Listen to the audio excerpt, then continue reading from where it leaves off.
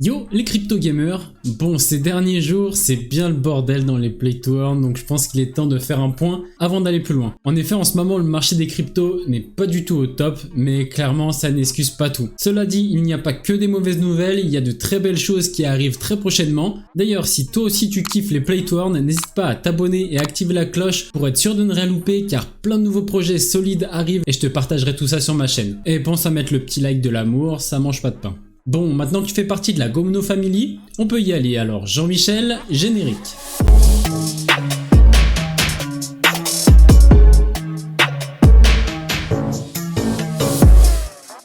Bon, on commence par les bonnes ou les mauvaises nouvelles? Bon, faut que je vide mon sac. Oh oui, il en a gros tonton Gomuno. Et certains doivent savoir de quoi je parle. Space Crypto. Alors reprenons l'histoire depuis le début. La sortie du jeu était le 15 février. Il y a eu pas mal de bugs et de maintenance car trop de monde et les serveurs n'ont pas tenu. Une fois la tempête passée, le lendemain en fait, je me suis rendu compte que les box n'étaient pas du tout au prix annoncé.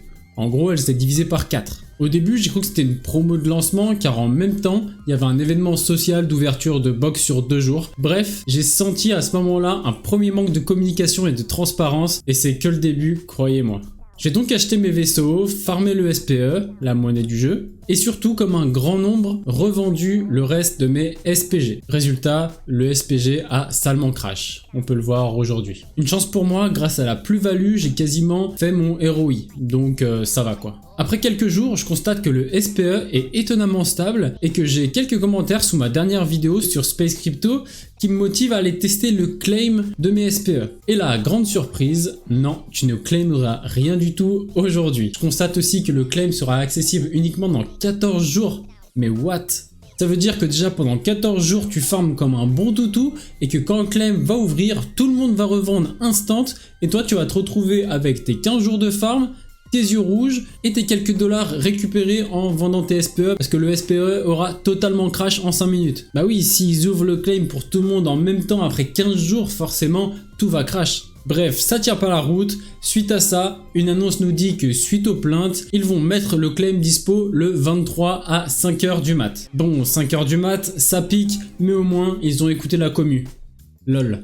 Suite à ça, un petit sondage de DR les fagots à pop qui demandait notre avis sur la valeur du SPE. Genre, un SPE vaut un SPE ou alors un SPE vaut 5 SPE ou alors 10 SPE. Je vais vous montrer une image, ce sera plus clair. En gros, la monnaie qu'on va gagner en jeu n'était pas du SPE. Et non, détrompez-vous. Ils ont ajouté un petit S, donc SPES, derrière le SPE, pour dire que c'est différent. En gros, la monnaie qu'on farmait en jeu, on pensait tous que c'était du SPE, et non, on s'est totalement trompé. Bien sûr, les gens ont voté en masse pour un SPES égale un SPE, normal quoi. C'est normal que les gens ont voté ça parce que par principe tu changes pas comme ça les règles du jeu, sérieux. En effet, ce choix était mauvais dans le fond, car s'ils avaient opté pour ce choix, le token du jeu aurait été fini. Littéralement, au moment du claim, tout le monde aurait retiré, ça aurait été mort pour le jeu. Donc malgré le vote de la communauté, ils ont choisi que 5 SPES qu'on farmait en jeu équivaut à 1 SPE. Ce que tu as farmé est juste divisé par 5. Mais c'est pas fini, oh que non. Ils commencent à dire « Oui, mais il y a aussi la réparation des vaisseaux à prendre en compte, etc. » Moi dans ma tête, c'était déjà trop. Je me suis dit « Je claim, je me barre avec la caisse à 5h du mat et le jeu c'est ciao. » Puis ils nous disent qu'on ne pourra pas tout claim d'un coup, il y aura une limite. Ouh là là, tu sens là comme ça commence à puer? Surtout qu'ils nous donnent aucune autre information, le flou total. Bref, comme un bon toutou, je me lève à 5h du mat pour claim, les yeux encore collés et 10 minutes avant, une petite notif vient me chatouiller l'oreille pour me dire « Frère, tu peux aller te recoucher car le claim du coup sera dispo à 9h le matin. Bisous et bonne nuit. » Bon, je me dis à 9h du matin, je claim et let's go. Arrivé à 9h du matin, bien sûr qu'on pouvait pas claim. Du coup, c'est décalé une fois de plus à 10h, sans explication bien sûr, c'est un peu leur spécialité chez Space Crypto. On sent un peu le sel dans ma voix quand même. Bref, arrivé à 10h, le claim est enfin dispo, et quand je clique, je vois ça. En gros, les artistes, ouais je les appelle les artistes parce qu'à ce niveau-là c'est de l'art, ont décidé de totalement bloquer le prix des réparations des vaisseaux, et le reste par contre peut être claim. En gros, si tu as 100 vaisseaux par exemple communs, et que ça coûte 10 pour réparer un vaisseau, bah il te bloque 1000 SPE. Voilà. Comme ça. Du coup, moi, clairement, j'ai rien pu retirer. Genre là, t'as envie d'arrêter le jeu car c'est de la merde? Bah non, en fait. T'es clairement leur pute et tu vas gentiment réparer tes vaisseaux et après, on discute du claim. Bref, voilà mon histoire d'amour avec ce jeu. En plus de ça, ce matin, ils osent dire qu'ils sont transparents en montrant certaines datas et qu'en gros, c'est pas un scam. Transparent, ils ont utilisé le mot transparent, sérieusement. Bref, la morale, en vrai, c'est qu'en faisant ce qu'ils ont fait, ils ont sauvé à peu près le jeu, mais ça n'empêche pas le manque d'organisation, de communication et de transparence de la team qui nous ont juste chié dessus, quoi, sans dire pardon. Surtout qu'il n'y a aucune projection, c'est-à-dire que les gens qui ont investi ne peuvent pas se projeter, savoir ce que ça va devenir, tellement les informations sont données au compte-gouttes sans vraiment être données, on les découvre même arrivé dans le jeu, enfin c'est vraiment n'importe quoi. Moi j'avais des grandes espérances dans le jeu et franchement ils ne se sont pas du tout montrés à la hauteur. Venons-en à un autre jeu, Luna Rush. Je risque de pas être objectif car clairement je kiffe le jeu, il m'a déjà rapporté pas mal et j'aime comment la team communique et réagit aux problèmes. Dans un premier temps, on va regarder ce qu'il s'est passé au niveau du LUS. Donc je rappelle, le LUS c'est la monnaie de gouvernance du jeu qui sert essentiellement à acheter des personnages. Là on voit qu'il a pas mal crash et qu'actuellement il est entre 0,6 et 0,8 centimes de dollars. Le problème vient du fait qu'il n'y a pas d'économie en jeu.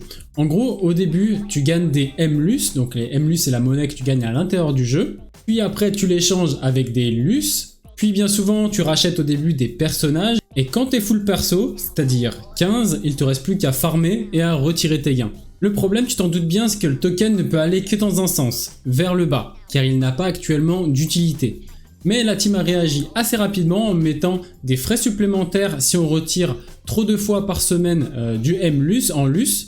Ils ont fait aussi quelques réglages in-game en baissant en fait le niveau du boss pour qu'on puisse aller plus loin, ce qui a entraîné aussi une baisse des rewards à chaque fois qu'on passe un niveau de boss. Les gens se sont plaints parce que du coup ils y perdaient au change et ils ont rapidement réaugmenté ça de 20% pour que ce soit vraiment équitable. Et surtout le plus important c'est qu'ils se sont grave bougés pour sortir rapidement le PVP, les daily quests, donc les quêtes qui seront liées au PVP chaque jour, ainsi que les fusions des personnages. Alors on n'a pas encore de date précise de sortie de ces nouvelles features, mais clairement ça arrive très prochainement. Et franchement toutes ces infos ça me rassure sur l'avenir du jeu et je pense qu'il a encore de beaux jours devant lui. Je m'attends bien sûr pas à voir le token faire un x10 loin de là, mais s'il se stabilise ne serait-ce qu'autour des 1$, c'est déjà très bien. Ils ont aussi annoncé une grosse campagne marketing pour attirer de nouveaux joueurs. C'est bien vu car ils ont déjà de quoi communiquer et avec leurs data, ils ont dû largement constater que le jeu plaît de manière générale. D'ailleurs, n'hésitez pas à me dire dans les commentaires ce que vous pensez vous aussi de ce jeu-là, que vous soyez d'ailleurs joueur ou non. Bon alors je sais que la vidéo commence à être longue, mais info rapide sur Titan Hunter. Donc Titan Hunter c'est un jeu free to play que je vous ai présenté déjà sur la chaîne. Je vous mets la vidéo dans le petit i en haut à droite. Du coup le testnet est annoncé le 5 mars et la sortie officielle sera le 19 mars. Le jeu est déjà ouvert en bêta et je vous avoue que de temps en temps je me fais quelques petites games et franchement le jeu est top. Hâte qu'il sorte en tout cas officiellement avec toutes les features qui vont avec, j'ai vraiment hâte de voir ce que ça va donner. Bon, on arrive à la fin de cette vidéo, si toi aussi tu veux vider ton sac par rapport à Space Crypto, bah écoute, lâche-toi dans les commentaires, c'est fait pour ça, tu verras, ça fait du bien. Si tu veux suivre de près l'actu Play to Earn, n'hésite pas à t'abonner, et si la vidéo t'a plu, le pouce bleu, tu connais. Sur ce, je retourne vous chercher des nouvelles pépites à vous présenter dans les prochaines vidéos, c'était Gomuno, ciao les crypto gamers.